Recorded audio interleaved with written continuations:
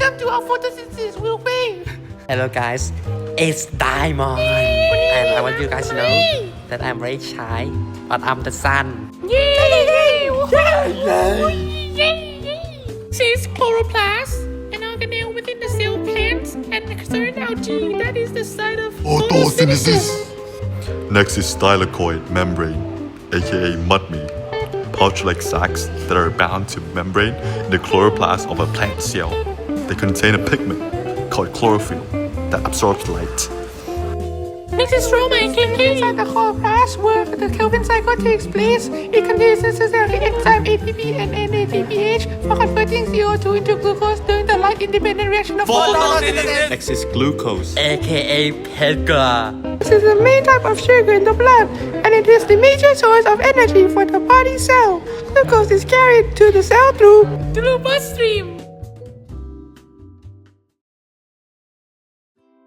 A typical day in a plant cell. Let's see what's happening inside the chloroplast. So glad they provide you with photosynthesis. Are you ready to work?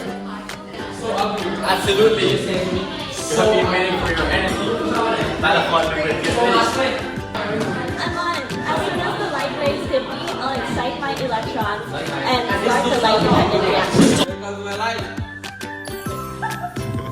Electrons get excited. Booze. Molecules, it's time to split. Oxygen or So splitting water molecules create oxygen as a byproduct and also create ATP. To add on from what Matmi have said, plants undergo the light-dependent reactions in the thylakoid membrane to convert sunlight into chemical energy. Photosystem 2 absorbs light, exciting electrons in chlorophyll. To replace these electrons, water splits, releasing oxygen, protons, and electrons. The electrons move through the electron transport chain, pumping H+ ions into the thylakoid lumen, creating a proton gradient. Next, in photosystem 1, electrons get re-energized by light and help convert NADP+ into NADPH, an energy carrier. Meanwhile, H+ ions flow back into the stroma through ATP synthase, driving ATP production for Chemiosmosis. This is where we use ATP and NADPH to turn carbon dioxide into glucose. Pause. Carbon cycle happens in the stroma using carbon dioxide and energy from ATP and NADPH to make glucose.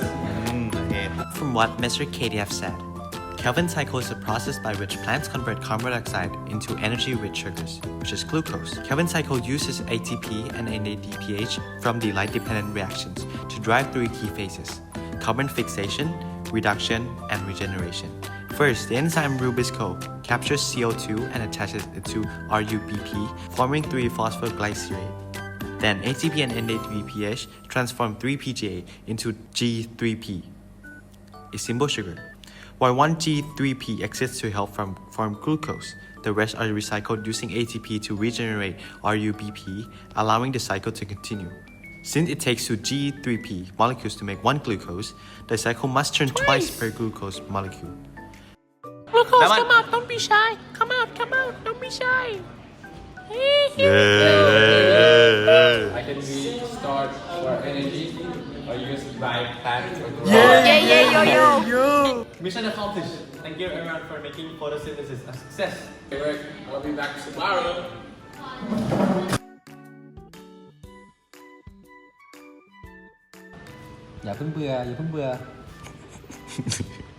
In summary, photosynthesis is a process by which plants, algae, and some bacteria convert light energy into chemical energy, sustaining life on Earth. It occurs in the chloroplast and consists of two stages: the light-dependent reactions and the Kelvin cycle.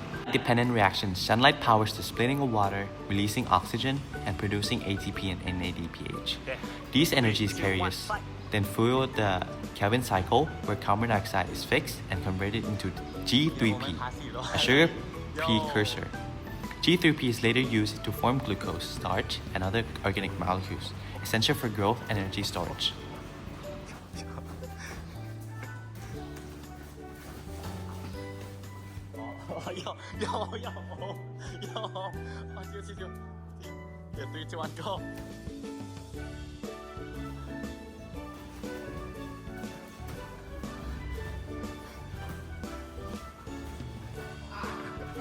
Doon na,